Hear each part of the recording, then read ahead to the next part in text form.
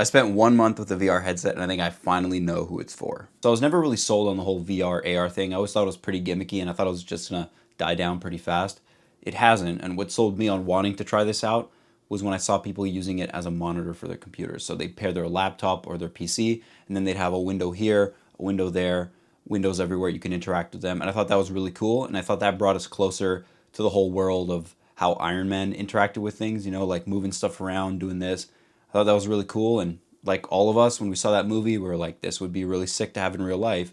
So when I saw that, I said, this might be a good productivity tool. So there's a few companies that make headsets. You've got Apple with their crazy expensive one. You've got Valve coming out with a new one. But I decided to go with the MetaQuest 3S for a couple different reasons. The first is I'm buying this with my own money. I'm curious, but I'm not going to spend an exorbitant amount of money on something that I'm not sure I'm going to like, right? I'm just curious. I want to feel it out. It's a good entry level price. That's why I decided to go with that. If you're a baller though, you can bump that up to the MetaQuest 3, which gets you 4K resolution, a wider field of view, better lenses, more storage.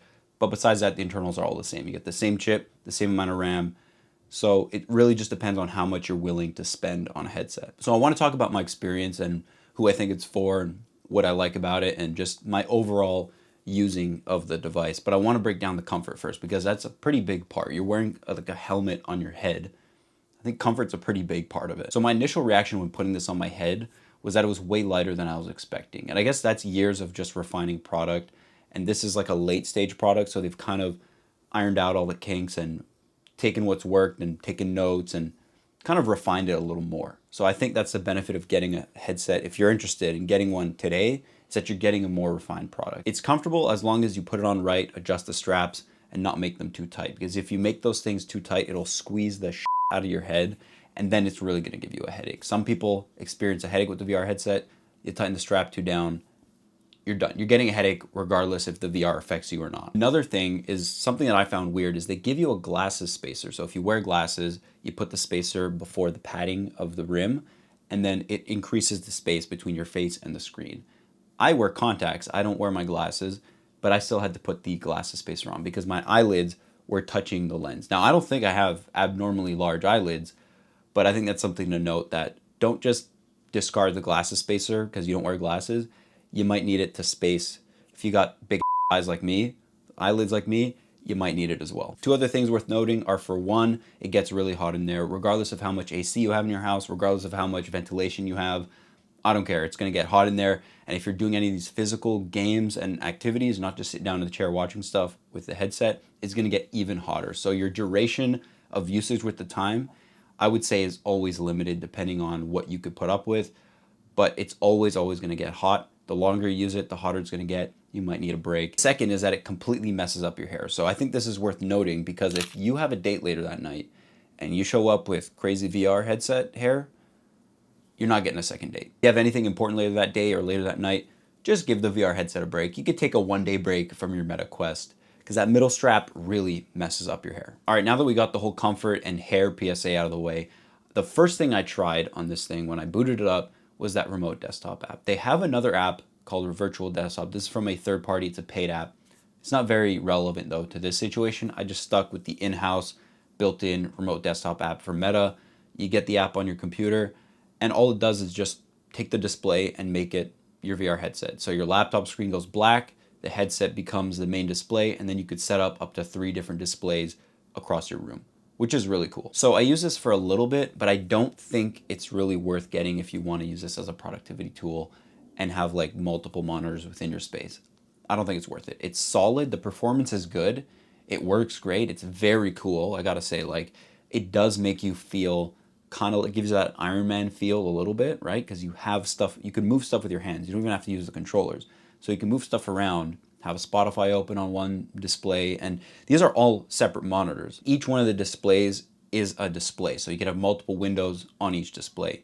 And it works as you would expect. It's refined enough to the point where it feels like a native experience, but I just don't think it adds much to the whole computing space. Besides being cool, it's not at all that useful. Not to mention it's also a little bit blurry, so you're blending your digital world and your outside world. So the camera pass through, I feel like the cameras are just not at a point where it makes sense. I think they're just a little too low resolution for this. So it kind of pulls you out of it because you see your environment and you see your desk and everything, but it's not as clear as you're expecting it to be because you're normally looking at it with your eyes. So I think if they get just a little bit better cameras in this thing, it would trick your brain a little bit more, and maybe it'll be a little bit more useful and for like productivity. So media consumption was the next thing that I was really interested in, and I'm going to get to gaming, which is the real kicker with this thing. But the media consumption is really cool because there's a lot of apps that have first party apps for the Meta Quest. So YouTube is one of them. And I would say the YouTube watching experience is pretty damn good on the Meta Quest. I can't speak of other VR headsets, but this Meta Quest that I was trying, it's pretty cool because you're in your own little space. The video's just there in front of you. You got the comments on the side, and you could like move around and look around, and you're just, it's almost like a cinema, but your own little personal cinema, which is cool, especially for YouTube where you're normally just watching on a phone or a laptop. It gives it a kind of different experience. It's just not a way you would expect watching YouTube videos because it feels like you're watching it in a theater. What's really disappointing is that Plex doesn't have a first party app, and neither does Netflix. I mean, Netflix is a pretty big company. I feel like this is something they should easily be getting on. So if there's probably no executive watching, but if one of you guys are, or you know a guy, your dad's executive, tell them to get on that because the Netflix watching experience would be pretty cool with a VR headset. For Plex, it would be really cool to have a first party app. And I know they're not that big of a company compared to Netflix, but I mean, with that lifetime license cost, maybe we'll get a first party VR app. Maybe, just saying, I don't know. But what I did do was I went in the browser, logged into Plex, and watched stuff from my home server, and it works pretty well. You can isolate it so that the background gets blacked out, and you kind of just have one big screen. Similar to what I said about the YouTube experience, it just feels like a movie theater, and you can make the screen as big as you want. And that's really cool because it's not like any other watching experience you've had in your house. So you can't just make your TV bigger, you can't make your smartphone bigger, but you can make your VR headset screen bigger, and you can move it wherever you want, place it wherever you want. You make it a little bit smaller sometimes, and you're like, you know what, I want it a little bit bigger. You could do all of that, and you could place it wherever you want, and that makes for a very unique watching experience. Now, do I think it's gonna replace your TV or your projector if, you know, it's one or the other in a house normally? Probably not, but it could if you want it to.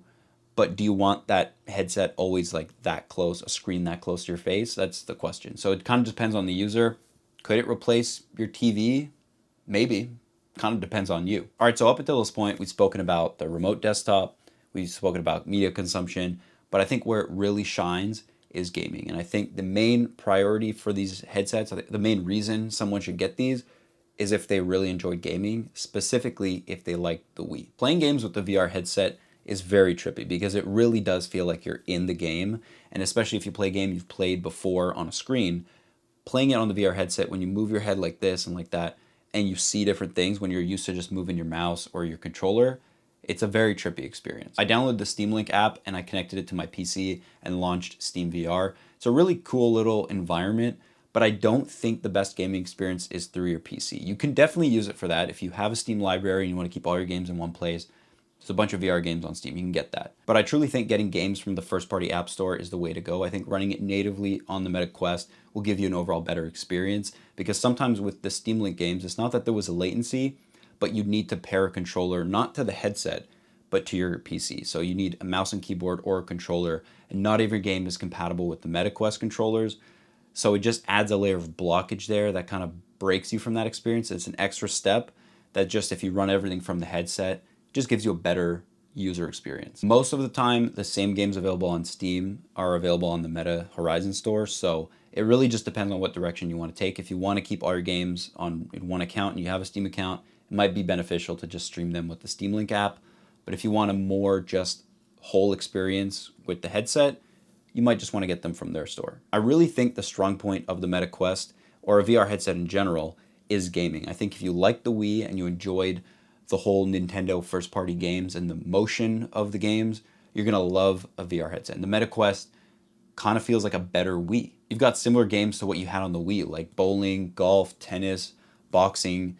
There's a bunch of content that's very similar to what the Wii did, just way better. And the fact that you can move your head and you're in the game makes it feel a lot more like involved, I guess. What's the word? Immersive. That's what I wanted to say. It feels a lot more immersive. I feel like if Nintendo released a Wii VR today, they'd crush it. They'd knock it out of the park. Just have baseball on there, all the old school Wii Sports, all that stuff. I think they do a great job. That if they steal my idea, go right ahead, because that'd be really cool. Besides all those sports style games, you do have access to a bunch of different genres. There's a ton of different games to explore, and they give you a 3-month free trial with the purchase of your MetaQuest. So I would say start the free trial, try as many games as possible, and then just cancel the trial and buy whatever games are your favorite. That way you're not tricked into paying for another sub, because it's 2026, right? We're trying to thin out the subscription services. We don't need yet another subscription service. Get the trial, then buy your favorites, and then they're linked to your account and you own them. Perfect. If there's only one game I could recommend to you and only one game I can ever play on my headset, it's a game called Pistol Whip. And this is a game I found through my trial of Horizon Plus, and I mean, I just fell in love with it. I think this is a 10 out of 10 game. If you see me wearing the headset, I'd say 9 times out of 10, I'm probably playing Pistol Whip. It's a weird mix between a rhythm game and a shooter game that also makes you break a sweat. So you're shooting enemies, you're taking them down, dodging bullets.